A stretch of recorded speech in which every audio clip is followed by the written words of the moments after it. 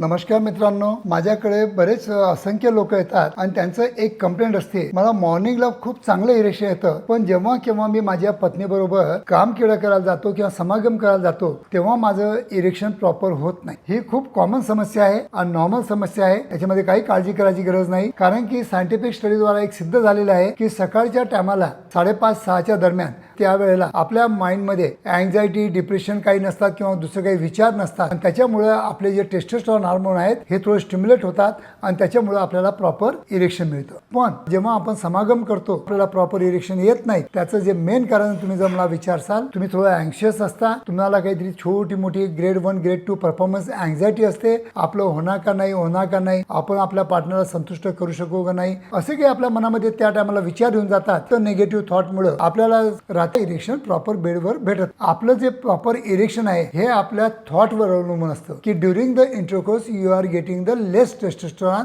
तर त्यासाठी तुम्हाला डेली बेसिसवर तुम्हाला वेट लिफ्टिंग एक्सरसाइज करणं अत्यंत गरजेचं असतं। एक दुसरं, आजच्या स्थितीमध्ये जे काही मुलं आहेत त्यांचे जंक फूड खाण्याचं प्रमाण किंवा कोल्ड्रिंक घ्यायचं प्रमाण आणि त्याच्यामुळे साखरेचं प्रमाण खूप वाढलेलं आहे आणि त्याच्यामुळे काय होतं की आपली टेस्टोस्टेरॉन लेवल ते स्वतःच्या हाताने स्वतःच कमी करून घेतात। अजून काही तुमच्या मनामध्ये शंका असतील तर नक्कीच माझ्या कॉमेंट बॉक्समध्ये तुम्ही प्रश्न विचारा। धन्यवाद मित्रांनो।